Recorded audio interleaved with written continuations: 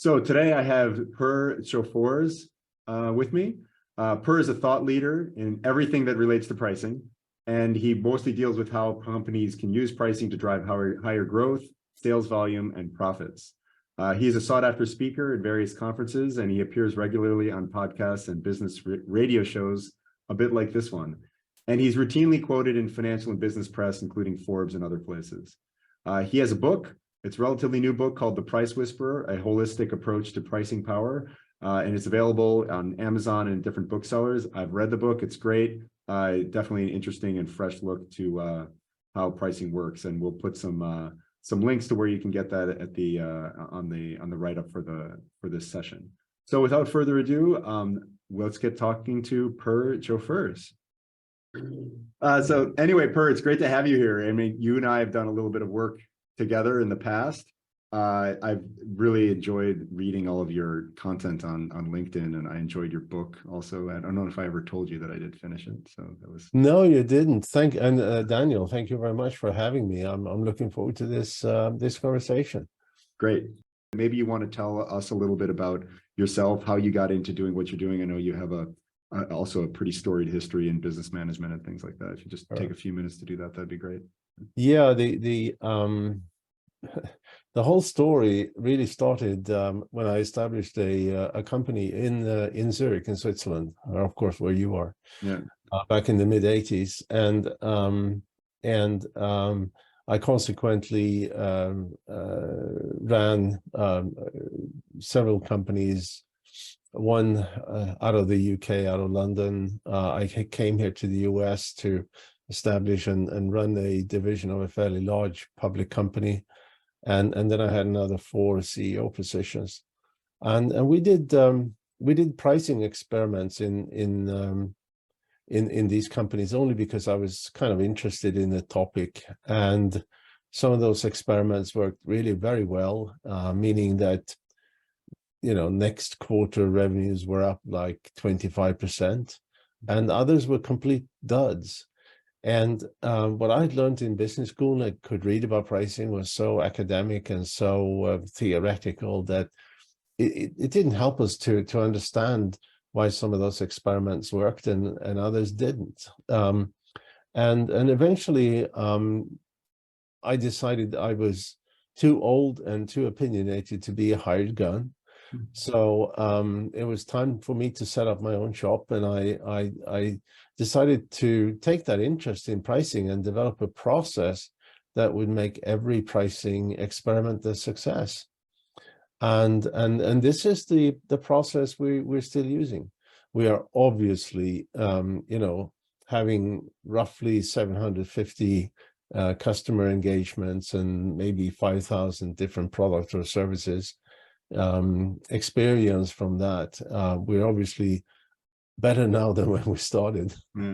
But even our very first customer was really happy, and they saw a tremendous ROI and so forth. So that's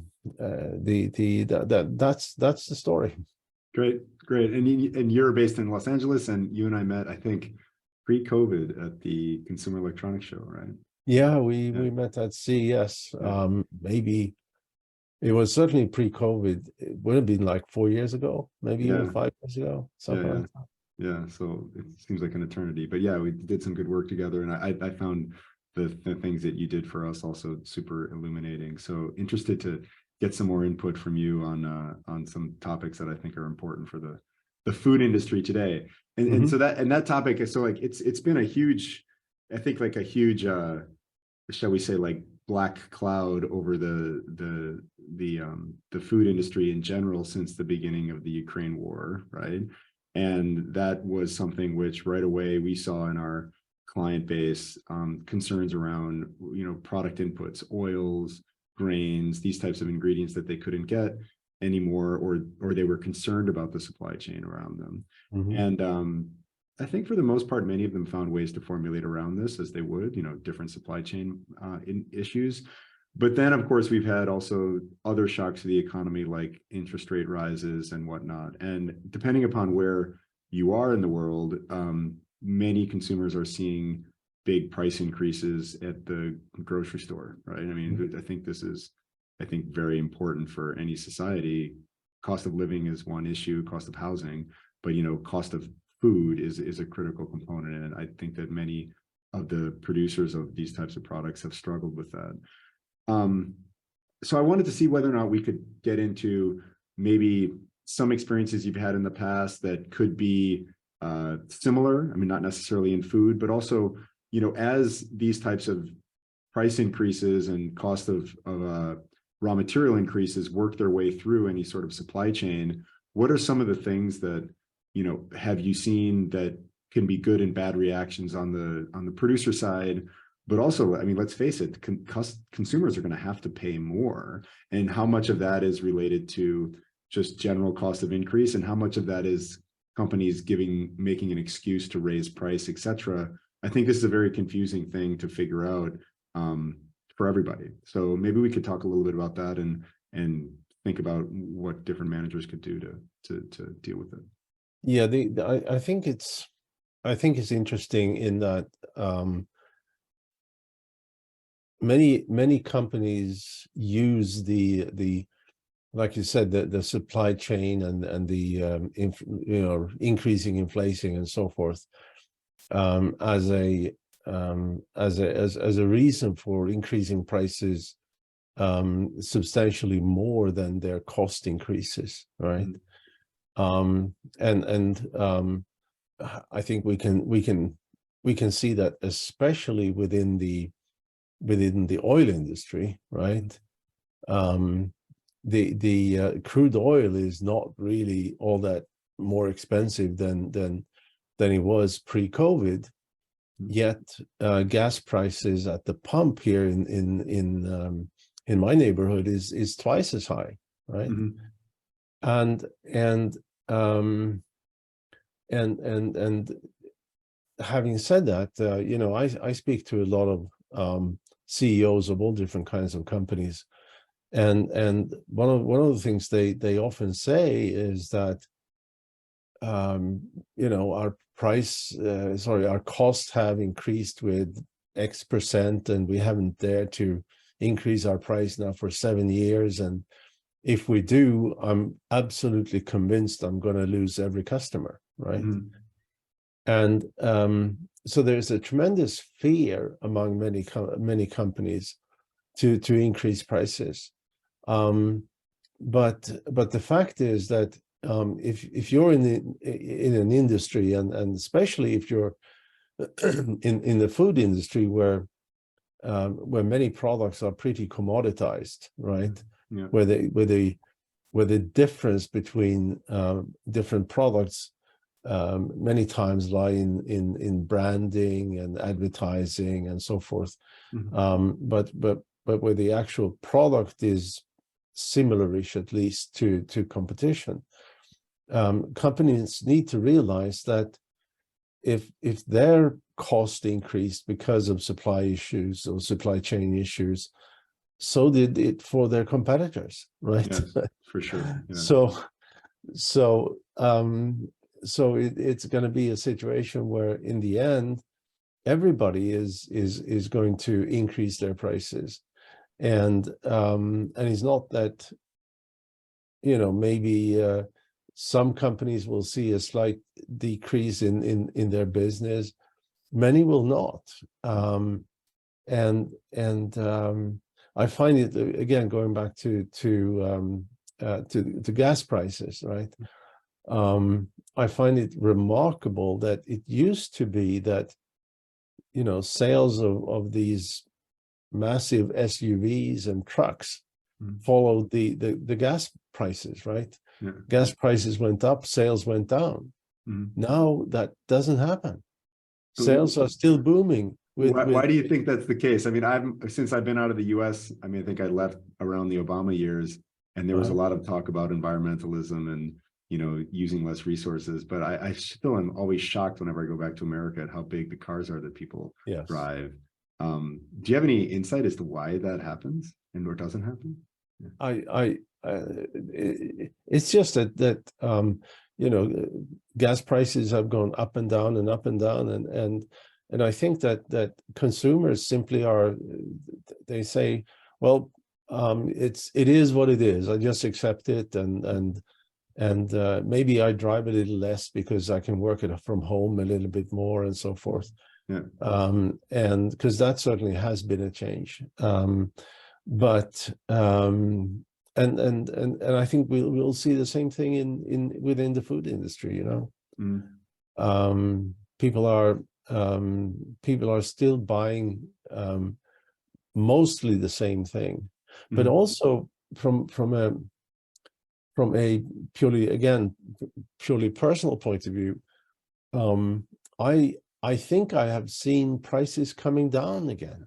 You know, and it you know, a year ago, many of the items I typically buy were more expensive, and now they're back to where they sort of should be. Yeah. I mean, for example, you know, I for a variety of reasons, I like cilantro, or coriander as it's known in Europe. For years and years and years, a bunch of cilantro used to be 99 cents. Then during the pandemic, it was suddenly 129, 149 for the same bunch, right? Yeah. Now it's back to 99 cents. And how is it that the producers or the supply chain owners, like even down to the grocery store retailer, how do they justify that? Or are they just basically taking on a price increase that their supplier is giving them, and they just mark it up? And then at the end of the day, once you mark up 30% on another 10%, it just gets, I mean, the math actually expands pretty quickly, actually. If you make like a small increase, you know, far back in the supply chain, everybody takes their markup. And if they don't change their percentage of markup, then of course things get expensive pretty quickly, right? Yes. Until they potentially would see like a drop in, I guess, volume, right? Then eventually, yes, but I mean, one way of course of solving that issue for food companies is to have multiple brands, right? You know, multiple brands that fit into different pricing slots. Yeah. So as you know, as maybe their premium brand is seeing a reduction in sales volume due to higher prices, they're going to pick up business with their fighting brand. Right. Right. And yeah, the margin on the fighting brand may be a little less, but it's not that they're going to lose business maybe to a competitor, or lose business generally, you know. Right.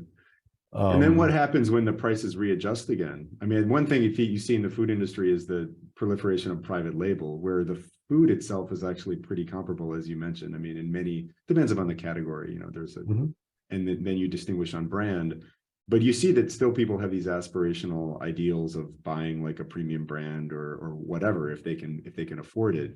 And perhaps if their total grocery spend goes up by $30, $40, $50 a week, then they start to look at, you know, the product by product pricing where they could get that down again. Do you believe that consumers then switch back when things normalize and when they feel more comfortable at the economy? Because much of this is also about how people feel. Like when the stock market is down and interest rates are rising and banks are failing, everybody sort of goes for the bomb shelter. But then they forget, you know, about that. Even if the world hasn't changed, then they start to feel comfortable again. They open up their wallet, which was, you know, never changed in size. They just had a different change of mentality, right? Yeah, I think once you migrated your habits from a premium brand to a store brand, it's unlikely that you'll go back. Really? Some people will, but because you are most likely to find that that store brand is virtually identical to the you know, the premium brand. Obviously, this is a very broad generalization. It doesn't happen all the time, but I think it happens many times. And then the consumers will say, because a brand ultimately is a promise of quality and consistency, right? That's what a brand promise is, and it's been established in behavioral economics that our fear to make the wrong purchase decision is more than twice as impactful for our purchase decision as our expected benefit of said purchase. And that's obviously why brand advertising works, why building brands work, because it mitigate maybe not all, but a good portion of that fear of making the wrong purchase decision. But so the price point overcomes the fear. It basically forces the consumer into that new purchase where they could potentially establish the same sort of trust, presumably, yes. Right? Yeah, well, and you when that premium brand has increased so much that it starts to hurt, some people say, well, I better take a chance and I buy a store brand, and if they find that the product is comparable, then most people will stick with the store brand. Interesting. Have you seen in your experience that this can vary across cultures? Like, I mean, I live here in Switzerland, right? And probably was like this in the 80s too. This whole idea of purchasing Swiss, right? Like, so this morning I have a home office now, and this morning I had to go get an internet contract for the home office because it's in a different part of the house. And long story, but anyway, I have to get a new one. And so there's a provider that I've never used before, which is not the Swiss. It's called Swisscom. It's not the Swiss one. And this provider literally is the exact same service for less than half the price. And I said to the person at the store, I said, which is the provider I was talking to is owned by a big French company. It was formerly Orange, and now I said, how on earth can Swisscom stay in business? Why would anybody choose this service? But in Switzerland, you do have this, it's the Swiss company, right? It's like, I'm supporting Switzerland because I'm going to support my countrymen, and also it's a kind of like, even like a subject of security, right? Like, why would you then give up all market share to a foreign provider of this critical service? We want to have our own national provider, right? And I think I've been fascinated by living in a country that's this small that has this kind of sense of solidarity still, but I can imagine that in other countries it doesn't matter. So have you seen variations across culture of how much people are willing to kind of invest or feel pain to secure the long-term existence of their favorite products and favorite items? Yeah, I when I first realized that, because it's absolutely so that the sort of the country of origin makes a difference for the buyer for the same reason as branding makes, because it's about trust, right? But the first time I realized that was that I've set up 2 joint venture companies in Japan, and the first one, you have it was a well-funded startup, but it was still a startup. So obviously you need to be very careful with your spend. And I said, well, so we'll just buy all the infrastructure in tech infrastructure in the US and ship it over, right? And the folks who were responsible for this in Japan said, no, we're going to buy it here locally, right? And I said, but it's twice the price.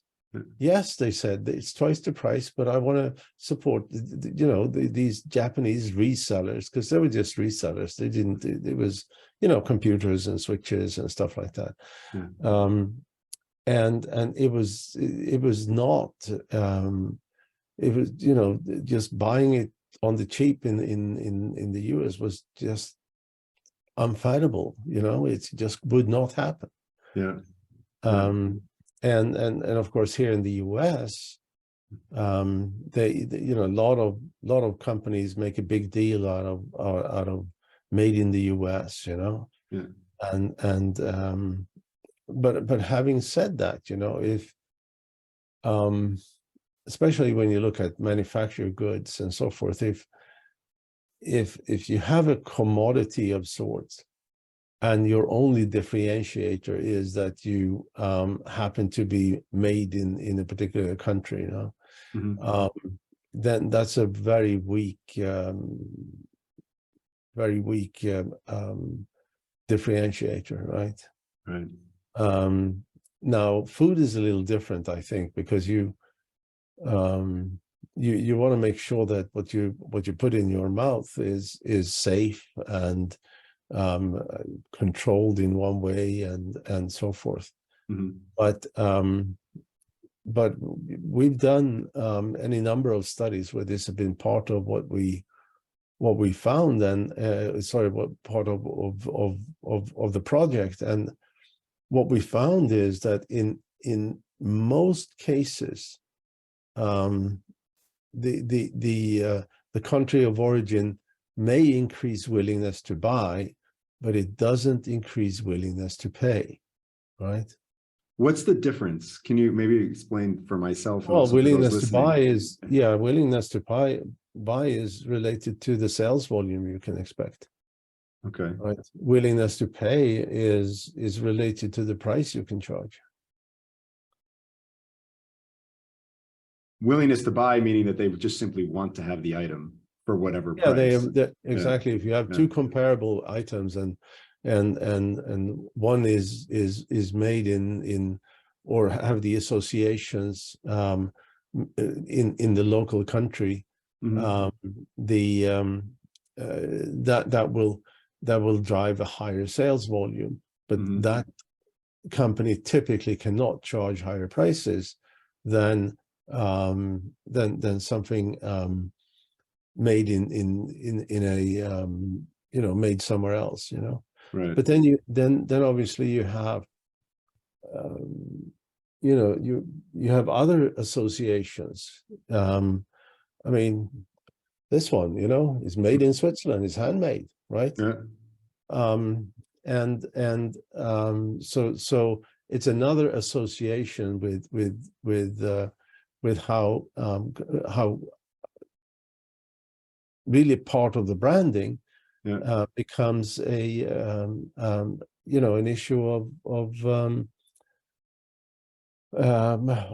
trust, Right. Which is why you see these. Is that why you see these price kind of cliffs, as you call them? Is it essentially that? Yeah, that's like the breaking point where the value perceived just breaks down. And why are those so sharp? Right. Because they are. I mean, these are psychological price points. Okay. And psychology. I mean, we know, because we've seen it ourselves. We know where those psychological price points are. $10 or 10 euros or 10 Swiss francs or whatever. We know there's going to be a cliff there. The same at 50, the same at 100, and so forth. Yeah. What we don't know is how sharp it's going to be. Yeah. In some cases, you may want to, you can cross that line of $50, 50 euros, etc., 50 Swiss francs. And you see maybe a drop in sales volume that is 3 or 4%.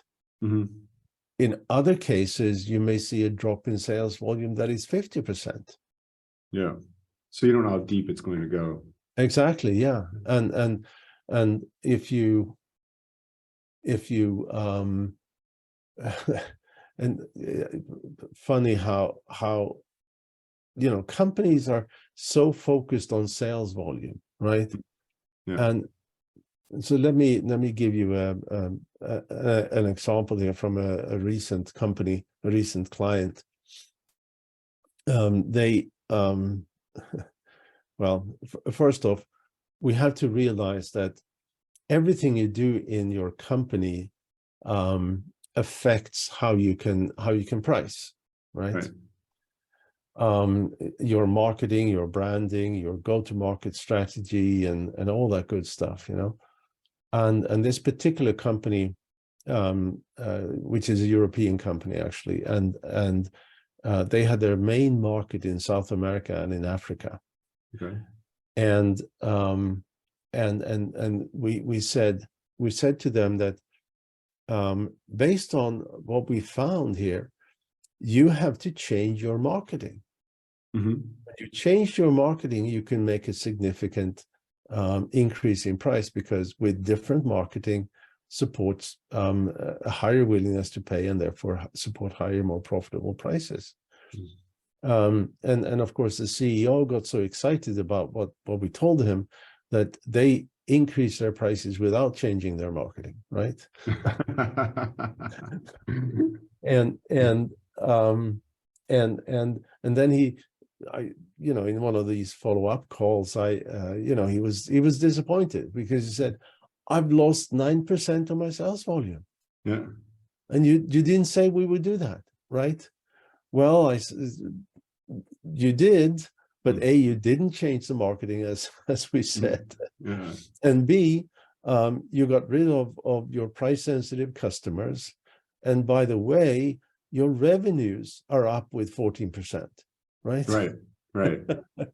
Yeah, I think I mean, from the perspective of also being a CEO, you always want to you get this validation by having another customer, right? Like you get a validation, this is another customer, maybe it's diversification, but also you just like people to like you, right? Like I think it's psychological. Yeah. Yeah, it is. I mean, I have another story, which is quite the opposite, right? And this is a food company right here in the US. About $250 million in size. And they sell in about half a dozen states, mostly Western and Southern states. And we told them that what they could do is, and they had tried to increase price 7 years ago, I think. Well, now it's 8 years ago. And it failed miserably. So what we found was that in about a dozen of those 24 states, they could increase prices with, you know, I can't remember the exact number, but like 15% or thereabouts, 20%. So that's something they could do right away. We also then said that, but if you change how you position your company, you can actually increase prices in all the states, right? And this time the CEO did the right thing, you know. So he immediately started that repositioning journey, right? And then they increased prices. Okay. And when I spoke to him about a month ago, and he said Q1 was the best in the company's history. Oh. You know, and he said, and you know, I said there were about $250 million, and we gave them roughly 45 million yearly in added revenue. Wow. And how do you think they know? All profits. Yeah, I mean, basically their costs don't go up at all. Yeah. How do you think how do you think that a company knows when they're repositioned correctly then for that? I mean, well, they don't. Yeah. Most companies don't, because they look at pricing as a silo. They look at marketing as a silo. They look at their go-to-market as a silo. But everything is connected. Right. And you started off saying that you read my book, and this one. And this is, I mean, my whole message, if you really want to nail it down to something, is that you have to take that holistic view. You have to realize that everything you do in your company affects what people are willing to pay. Right. Another example from the food industry was, this is a company that come up with I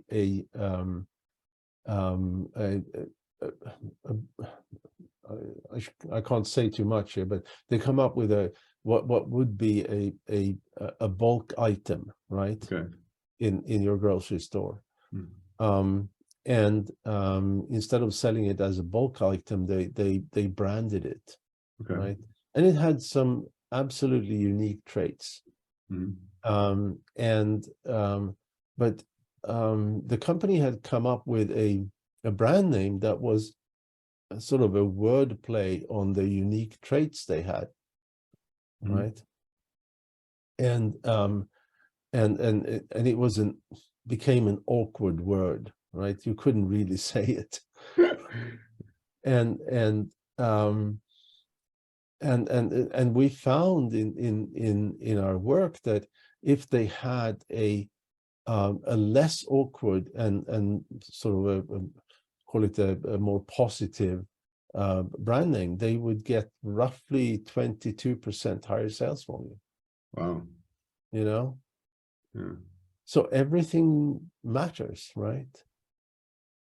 Yeah, and it almost begs the question why companies choose to position themselves in these sub-premium categories, just probably because there's white space there and they can play in that space. I mean, there's a lot of, I think the majority of the food sold is like non-branded food, right? Like it's basically price driven, which, begs the question, the difference between price and budget, right? Like it hasn't happened too often, but sometimes you get customers that come back and they say, well, it's way too expensive, right? And then he said, well, that's strange because the exact same thing from someone else is that they see it as massively valuable from a pricing point of view.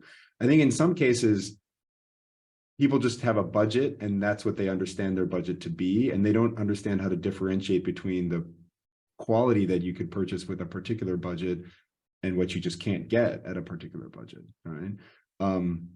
So yeah, I think that's challenging, particularly in B2B services, because it's a intransparent market, particularly for buyers that don't buy services often, right? They just are like, well, this is how much money I have. Like, what am I supposed to get for this? And then I think they actually just end up making poor decisions because they don't have the ability to survey the entire market.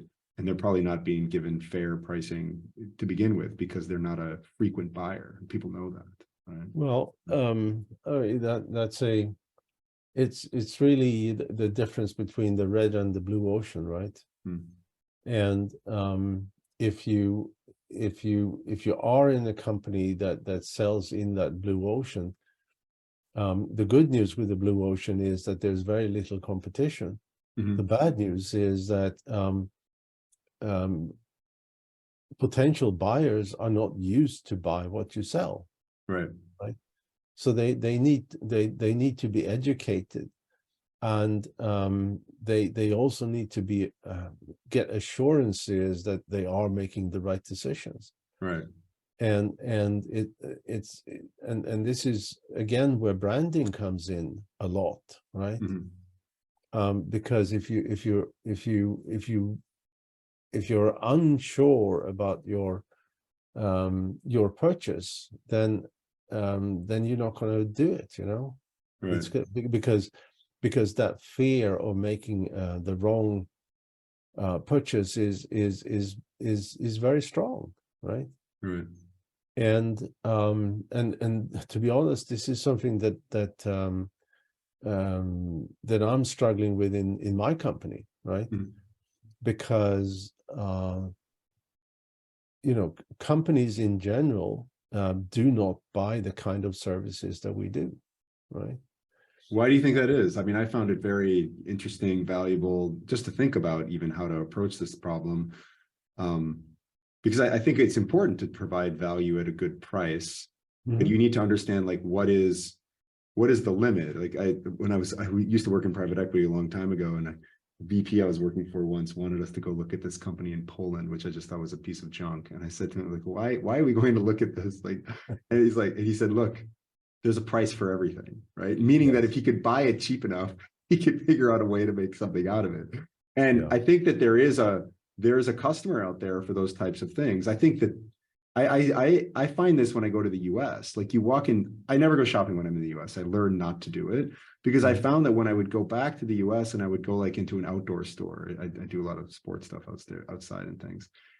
And like you would find that there'd be discounts or there'd be like some product that was like just at a price that was so ridiculously less than what you would perceive that to be, particularly in Europe, where they typically don't discount things that often, that you'd be like compelled to buy things you didn't need, right? Yeah. And I think that the American marketing engine has figured this out in spades, right? Because I think of many Americans buy too many things, including me when I lived there. Now I find that I prefer not to buy things, but when I do buy something, I think about it much more because I do, in fact, have this fear of not getting something that I really need.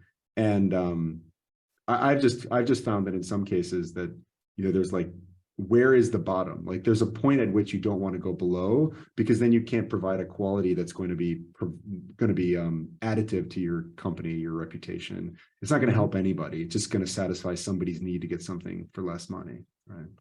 Well, I think, well, first of all, the American consumers are buying way too much, right? But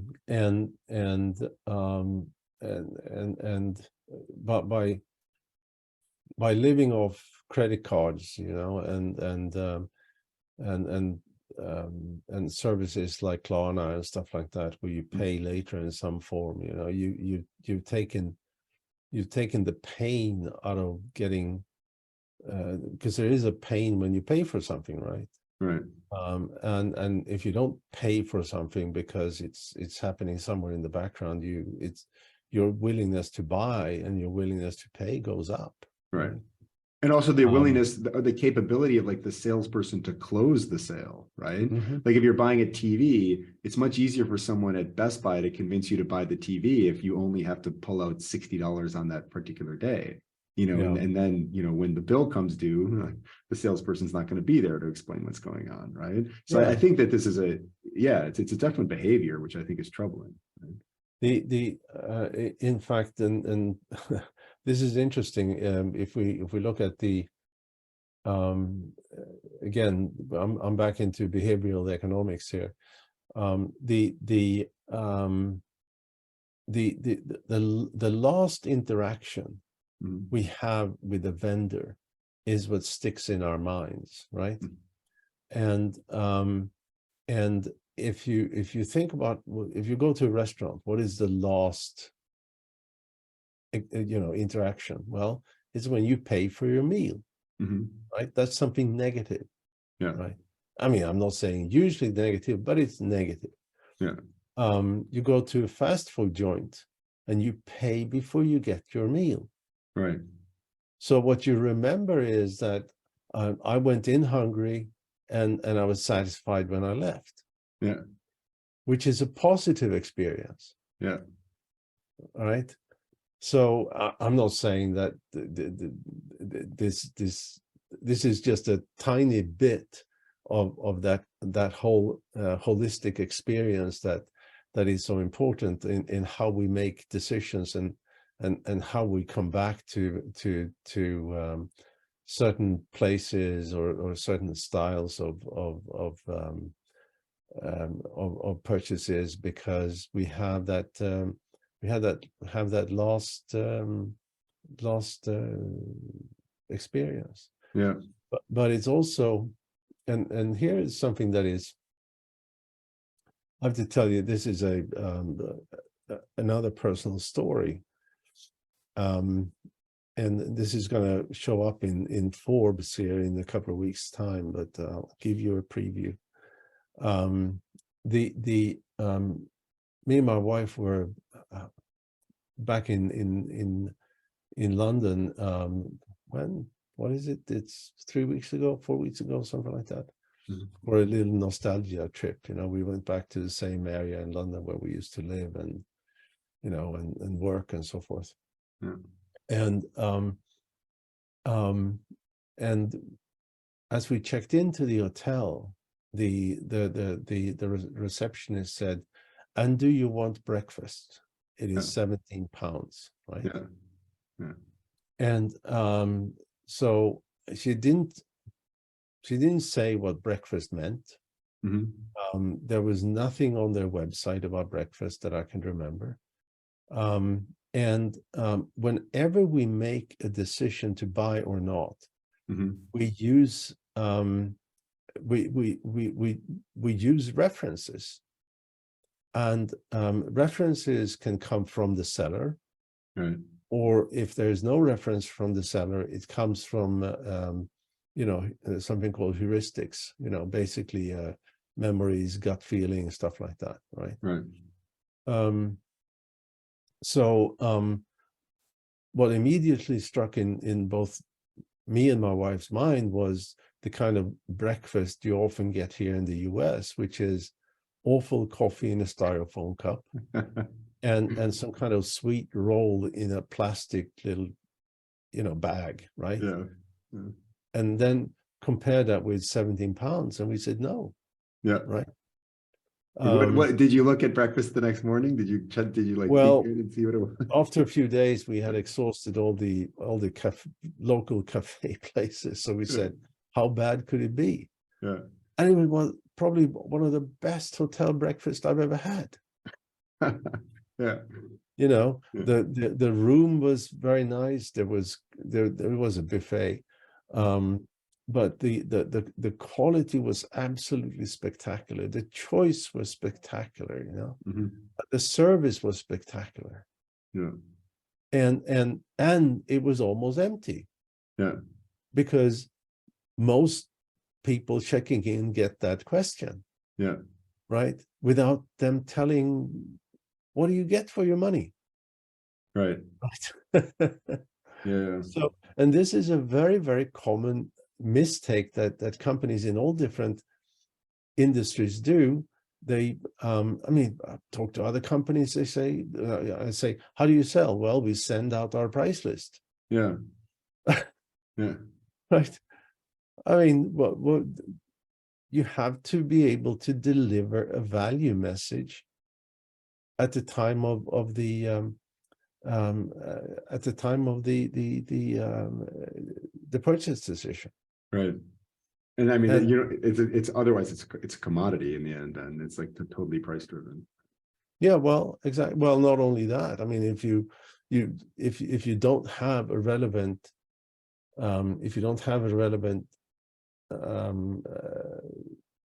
anchor to compare with, Yeah.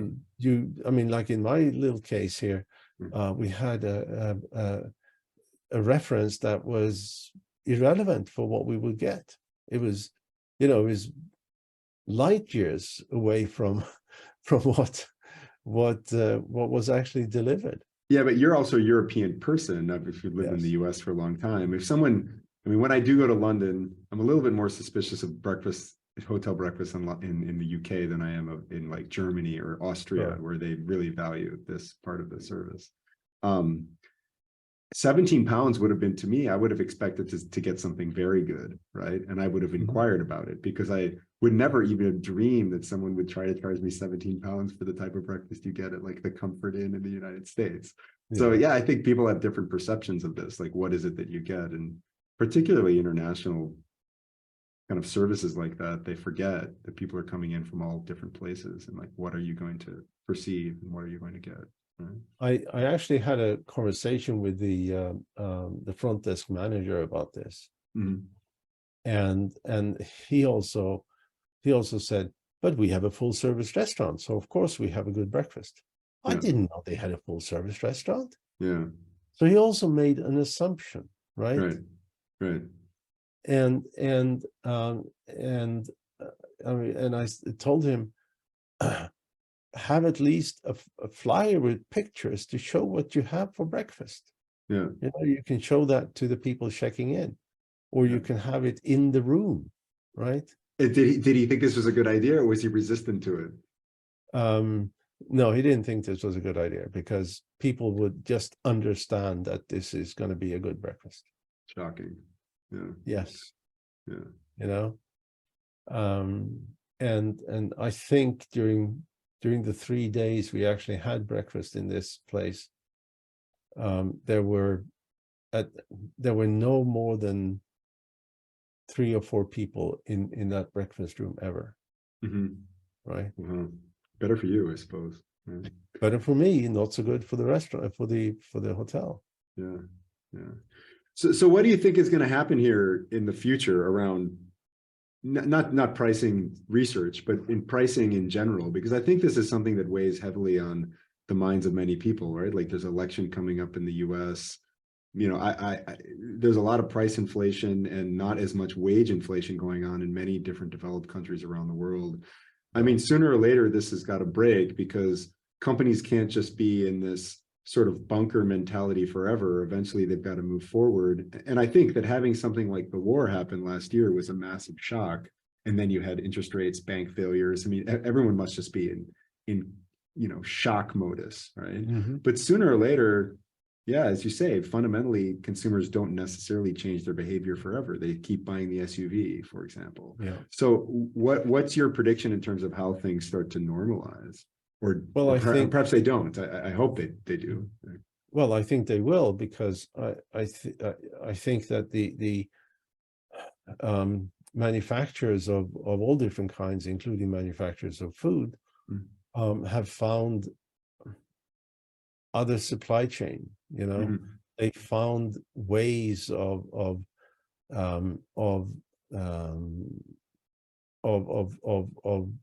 manufacture what they need to manufacture, Mm-hmm. right? And so I think that we're going to end up in another equilibrium, right? With slightly higher prices and in general, Mm-hmm. and eventually the wage increases is going to come up to parity with what they used to be compared to prices and so forth. But so I think we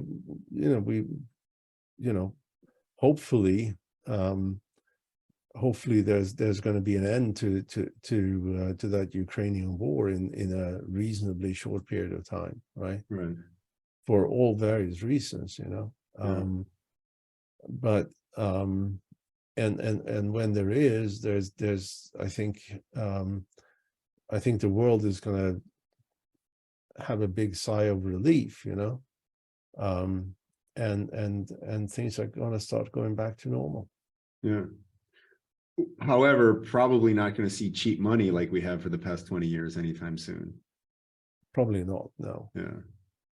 I mean, there's whole generations of people in their 20s and 30s that have never seen anything like the financial crisis of 2008, right? Yeah. And this is nowhere near how bad that was, that's for sure, right? Yeah. No, that's true. That is true. The funny thing though is that in my business we do better when the economy is doing poorly. Yeah, of course. I would imagine that's the case. Yeah. People are turning over every stone to get another buck, Right. But it's also so that from my experience, in general, Europeans do pricing better than Americans, right? So I live in Switzerland, and particularly in food, I mean, I can't say we've noticed it dramatically. Like I don't do the grocery shopping at home, I have to admit, but like going out to dinner and like having a pizza hasn't dramatically changed. I think that there's a lot of locally sourced food here, but I just think in general, probably they're not transporting it as far, I can't say exactly why that would have happened, but I know like places like in France, they have seen tremendous increases in price. Right? But yeah, I think in general, just the consumption habits of Europe are very different. But also, look, Yes. You don't have as many customers, as willing customers, right? Like, I mean, in America, you can just sell something to somebody all the time. And the UK to some extent as well, right? But you're starting to see more credit and things here. The service you mentioned earlier, Klarna, these types of services, you see more advertisements for them. Even when I moved here 15 years ago, you did not see that kind of thing. Not at all. Yeah, well, it didn't exist 15 years ago. But certainly you had credit cards, right? Credit cards did, Yeah. yes. Yeah. Similar concept, more or less the same thing. Yes, it is. Yeah. Here it's much harder to get credit cards. Mhm. Yeah, it's much more difficult. Well, let's hope that the American engine continues on, at least for a while. Well, the one thing that is there are obviously good and bad things of living here, but one thing that is really positive is this can-do attitude. Nothing is impossible, Right. right? Yeah. And it, you know, it's sort of, the whole society is full of that, you know, nothing is impossible. Yeah. If you put your mind to it, if you work hard, you're going to succeed, right? Yeah. And it's if true. you fail, you just pick up the pieces and you start again. Yeah, right? People are more accepting of trying again. They're more accepting of giving people a second chance. I think it's also just a bigger society, right? Like when you think of Europe, and it's kind of a little bit off topic, but like it's many countries, right? Yeah. And those countries are, none of them are nowhere near as large as the United States in terms of number. And even countries here that have large populations like Italy, they're still quite provincial in the way that people live and work. They don't move around as much. And so I think that also creates a lot more of kind of keep it the same type of mentality in terms of how things work. But yeah, you're right. In the US, people, they'll just basically go anywhere and do anything, move all around. I can't say it's stress-free. No, but it is a way of working. I'm going to Pakistan in 2 weeks. Oops. I'm super, yeah, no, I'm interested. I'm actually very interested to, and there's a huge growing economy, right? But obviously with lots of issues as well. Yeah, I saw some article here that there's a risk that the whole Pakistani country is going to implode in some way. I don't think that's reasons I don't know. I don't think that's unlikely. I think that in the West we have a lot of distorted views of how different things work, right? And what it's really like to be someplace and live and coexist. And I think growing up in America, I think that's something that people live in an island in terms of appreciating what it's really like to be someplace else. Right? Yeah. I think it's a huge difference though,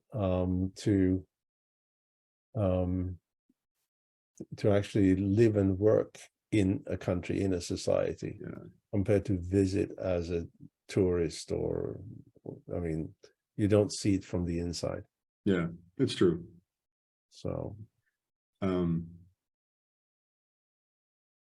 yeah, but everything is possible. And I think when you have a population that has a lot of motivation, right?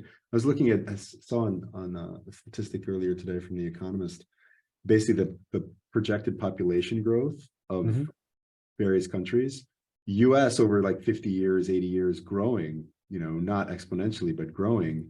And all of these countries like China, Italy, many of the big developed countries, population declining over 80 years. Yeah. Yes. Not so in Africa though. Right. So it's a very, very different world order in the end. I mean, if you think about it, the US and Europe have really been prospering in this way since World War II, which wasn't that long ago. It wasn't even 100 years. Right. Yep. So there can be a lot of shifts, particularly when you have, you can't take care of your population because it's too expensive to live in a place. Right. So yeah, things change. Yep. Yeah.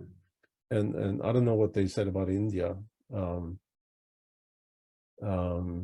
that report, because I mean, India is already the world's most populous country, right? India was not included on the chart. China was, and India has now surpassed China in growth and absolute size. Yes. But India is also becoming more expensive to live, as I understand it. And then of course that also starts to stint population growth because people choose to have fewer children, right? Because it's expensive. Yeah. I don't know what drives that.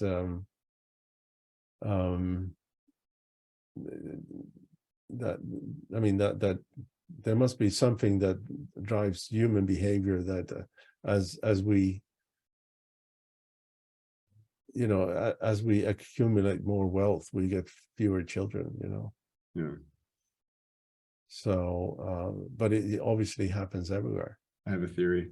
I mean, I don't even think it's a theory. If you have wealth, you can care for yourself as you get older, right? You can Yeah. buy services. Whereas if you look at like many of the Southern European countries, they have at least in the last generations, they had lots of children because they lived Yeah. together in a family unit. Grandma Yeah. and grandpa stay in the family because they're being taken care of. It's Yeah. a way of self-preservation for the old, right? Yeah, that it could be that. Yeah. Whereas like in the US, I mean, people never consider to have their children move in with them. It doesn't really happen much anymore. You go to an old folks home, like you outsource it. Certainly in Switzerland, Yeah. it never happens, that kind of thing. Yeah. No, that's for sure. Anyway, Per, it's been great. Thank you very much for your time. Daniel, a We'll pleasure. look forward to talking to you again soon. And until then, all the best. All right. Thank you so much. Thanks for your time. Cheers.